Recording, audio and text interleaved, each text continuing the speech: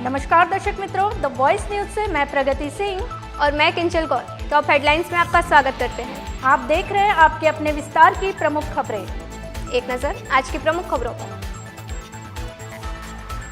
महाराष्ट्र स्थित कोल्हापुर में भारी बारिश के कारण वारणा नदी उफान पर।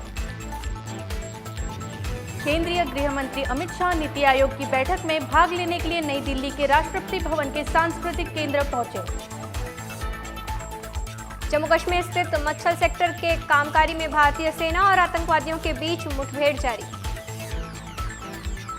केंद्रीय रक्षा मंत्री राजनाथ सिंह नीति आयोग की 9वीं गवर्निंग काउंसिल की बैठक में भाग लेने के लिए राष्ट्रपति भवन पहुंचे। तमिलनाडु के लोगों ने पूर्व राष्ट्रपति एपीजे डॉक्टर अब्दुल कलाम की पुण्यतिथि पर रामेश्वरम स्थित उनके स्मारक पर श्रद्धांजलि अर्पित की। नवी मुंबई स्थित शाहबाज गांव में 3 मंजिला इमारत इंदिरा निवास ढह गई। मलबे में कई लोग फंसे। मौके पर एनडीआरएफ, पुलिस, अग्निशमन दल और नगरपालिका के अधिकारी पहुंचे। राहत बचाव कार्य जारी।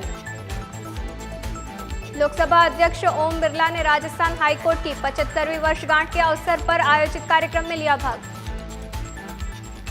जम्मू कश्मीर स्थित मच्छल मुठभेड़ में एक मेजर रैंक के अधिकारी सहित भारतीय सेना के 5 जवान घायल।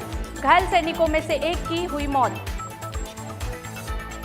उपराष्ट्रपति जगदीप धनखड़ और उनकी पत्नी सुदेश धनखड़ ने दिल्ली में यमुना नदी के किनारे पारिस्थितिक स्थल ASITA में एक पेड़ मां के नाम अभियान के तहत लगाए पौधे।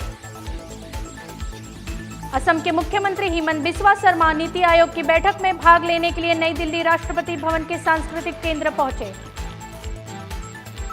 भाजपा अध्यक्ष वीरेंद्र सचदेवा ने आज पूर्व राष्ट्रपति डॉक्टर एपीजे अब्दुल कलाम को उनकी पुण्यतिथि पर श्रद्धांजलि अर्पित की। छत्तीसगढ़ के बलौदा बाजार में धारचूला बांध टूटने से गणेशपुर गांव में बाढ़ जैसी स्थिति। कई घर हुए प्रभावित। कावड़ यात्रा के मद्देनजर उत्तर प्रदेश के मुजफ्फरनगर में डीएम अरविंद मल्लप्पा बंगारी, एसएसपी अभिषेक सिंह ने एटीएस कमांडो के साथ पैदल मार्च किया। कावड़ यात्रा के लिए बॉर्डर सहित सभी क्षेत्र में करीब 1000 सीसीटीवी कैमरे लगाए गए। साथ ही सभी मुख्य जगहों पर सुरक्षा बल की तैनाती की गई। मध्य प्रदेश स्थित भोपाल शहर के कुछ हिस्सों में बारिश के कारण हुआ जलभराव। जम्मू कश्मीर स्थित श्रीनगर में कड़ी सुरक्षा के बीच तीर्थयात्रियों का एक और जत्था पंथा चौक आधार शिविर से अमरनाथ यात्रा के लिए हुआ रवाना। वलसाड़ के भिलाड़ बीजेपी ओबीसी मोर्चा ने कारगिल दिवस को खास अंदाज में मनाकर उनका सम्मान किया। तेलंगाना स्थित वारंगल में एक व्यक्ति ने अपनी पत्नी की पुण्यतिथि के 1 साल पूरे होने पर अपनी पत्नी की प्रतिमा बनवाई। मुजफ्फरनगर में कावड़ यात्रा के मद्देनजर सुरक्षा कड़ी कर दी गई है। व्यस्त मार्गों पर विशेष तौर पर सुरक्षा कर्मियों की तैनाती की गई। LIC का बाजार पूंजीकरण 7.34 लाख करोड़ पर पहुंचा। असम के मुख्यमंत्री हिमंत बिस्वा शर्मा कल श्रीमंत शंकरदेव कला क्षेत्र में बिजली, शिक्षा और सूचना जनसंपर्क PSN विभाग के 465 नवनियुक्त उम्मीदवारों के नियुक्त पत्र वितरण समारोह में शामिल हुए। महाराष्ट्र के पूर्व मुख्यमंत्री और शिवसेना प्रमुख उद्धव ठाकरे ने जन्मदिन के अवसर पर मुंबई में अपने आवास मातोश्री में पार्टी कार्यकर्ताओं से की मुलाकात। गोवा के मुख्यमंत्री प्रमोद सावंत ने प्रधानमंत्री सूर्य घर मुफ्त बिजली योजना के तहत गोएम विनामूल्य वीज योजना का शुभारंभ किया और लाभार्थियों को राज्य सब्सिडी वितरित की। नवी मुंबई बिल्डिंग हादसे में कुल 2 लोगों को बचाया गया। एनडीआरएफ द्वारा बचाव अभियान जारी। गुजरात स्थित नवसारी नगर निगम ने बाढ़ प्रभावित लोगों के लिए भोजन के पैकेट तैयार किए। केदारनाथ यात्रा मार्ग पर कल रात हुई भारी बारिश के कारण सोनप्रयाग के पास शटल सेवा पुल के पास सोन नदी के तेज बहाव के कारण सड़क हुई क्षतिग्रस्त। छत्तीसगढ़ के मुख्यमंत्री विष्णुदेव साय नीति आयोग की बैठक में शामिल होने दिल्ली पहुंचे।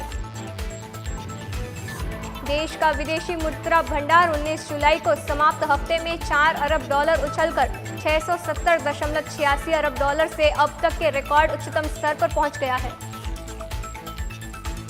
तमिलनाडु स्थित कोयम्बटूर में महाली अम्मन मंदिर को मोर पंखों से सजाया गया। भक्तों ने की पूजा अर्चना। सीएम ममता बनर्जी ने नीति आयोग की बैठक में लिया हिस्सा। केंद्रीय राज्य मंत्री और भाजपा सांसद सुकांत मजूमदार ने रक्षा मंत्री राजनाथ सिंह से मुलाकात की। कड़ी सुरक्षा के बीच कांवड़ श्रद्धालु कांवड़ लेकर अपने मार्ग की ओर प्रस्थान करते नजर आए। शेयर मार्केट में तूफानी तेजी दिखाई दी। निफ्टी 250 अंक चढ़ा और सेंसेक्स 672 अंक उछला। दिल्ली नोएडा दिल्ली फ्लाईवे पर यातायात जाम और वाहनों की धीमी गति देखी गई। भारतीय सेना के नौजवानों ने नियंत्रण रेखा पर भारतीय बलों के खिलाफ पाकिस्तानी बॉर्डर एक्शन टीम के हमले को किया नाकाम। पूर्व विधायक और भाजपा नेता रमेश कुट्टे पार्टी प्रमुख उद्धव ठाकरे की मौजूदगी में शिवसेना में हुए शामिल। जम्मू कश्मीर स्थित मच्छल मुठभेड़ में हुए हमले में शामिल बॉर्डर एक्शन टीम में उनके एसएसटी कमांडो सहित नियमित पाकिस्तानी सेना के सैनिक होने का संदेह है, जो आतंकवादी संगठनों के साथ मिलकर काम करते हैं। उत्तराखंड स्थित गढ़वाल मंडल के पहाड़ी इलाके में लगातार बारिश के कारण गंगा नदी का जलस्तर बढ़ा।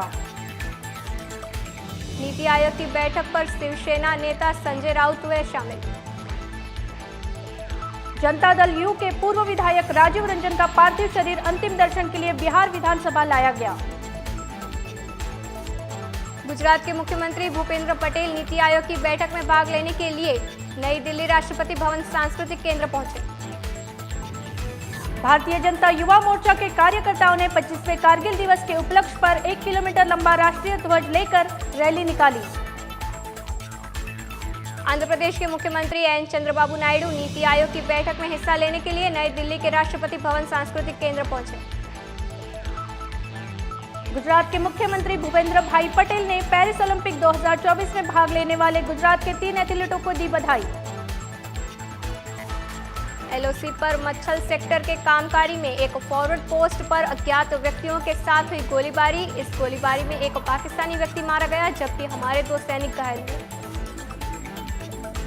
Energy company Sterling and Wilson renewable energy limited के शेयर में बॉम्बे स्टॉक एक्सचेंज पर 5% का अपर सर्किट लगा। नवी मुंबई के शहबाज गांव में 3 मंजिला इमारत ढहने के बाद एनडीआरएफ द्वारा बचाव अभियान जारी। एनडीए सरकार में अमित शाह के पास गृह मंत्रालय बरकरार। केंद्रीय मंत्री गिरिराज सिंह 2 दिवसीय दौरे पर जोधपुर पहुंचे। वापी सिलवासा की सीमा पर एक रिक्शा में अचानक लगी आग। तो ये थी आज की प्रमुख खबरें। अपने आसपास की खबरों की जानकारी प्राप्त करने के लिए देखते रहिए आपका अपना Hindi news channel the voice news.